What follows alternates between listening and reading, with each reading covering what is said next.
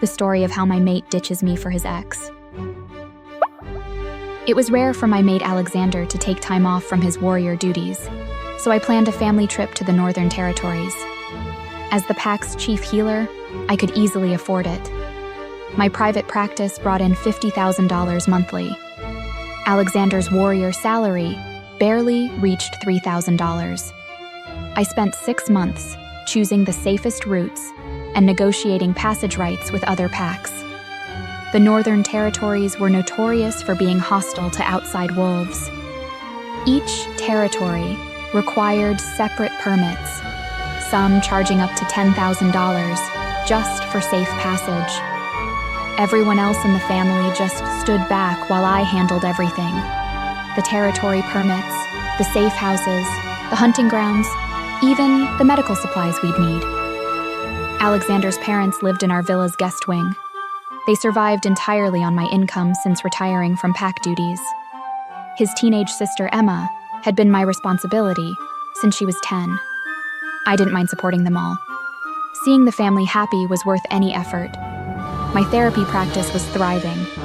Wolves from all territories sought my services, especially for mate bond counseling. Getting safe passage through other territories was tricky, so I secured our permits early. When Emma mentioned she'd never traveled with a protected convoy before, I dipped into my savings to upgrade our entire family's travel arrangements. The extra $15,000 was worth it for their safety. But even after all that, Alexander would soon make me give up my spot on the convoy for his ex, Victoria. Then, just before departure, Alexander dropped his bombshell. Victoria heard about our trip and wants to join. The protected convoy is full now, so you'll have to go through the Shadow Pack's territory alone. I've already arranged your passage permit. He sent me the travel document through our pack link. My blood ran cold when I saw the route. It went straight through the most dangerous part of Shadow Pack territory. 3 wolves had been killed there just last month. What do you mean? This is supposed to be a family trip and you're inviting Victoria? Of course. Victoria wanted to come, so naturally I had to include her. My wolf stirred angrily beneath my skin. When my mother wanted to join us last week, what did you say? You said this was a pack-only trip. No outsiders. But the moment Victoria asks, you jump to accommodate her? Victoria isn't like your mother. She's practically pack, more than pack. In my heart, she's always been family. I felt my claws threatening to emerge. Then why am I the one who has to travel alone? Those convoy spots were secured months ago. The convoy's full. I had to cancel your spot to make room for Victoria. You are strong. You can go through Shadow Pack territory on your own. I checked the permit again. Of all the routes, he'd chosen the deadliest one. So Victoria gets the protected convoy while I risk my life crossing hostile territory alone? You're always saying you want to explore other territories. Now's your chance.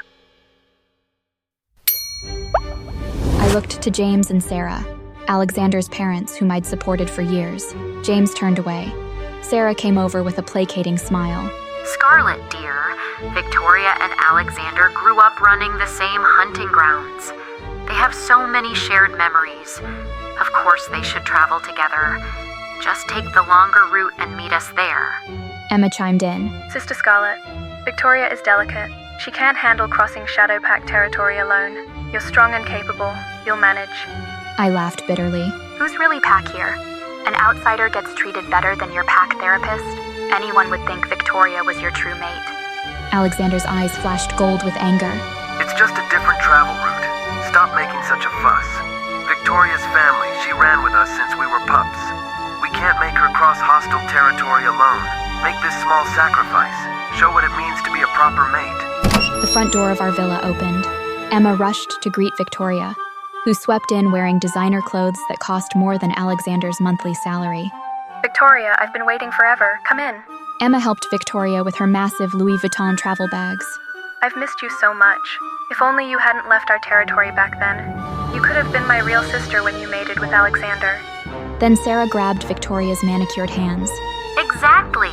I always saw you as my future daughter-in-law. In my heart, no one compares to you. They said this right in front of me, without a shred of shame. In that moment, my heart froze toward them all. Stay tuned for the next part.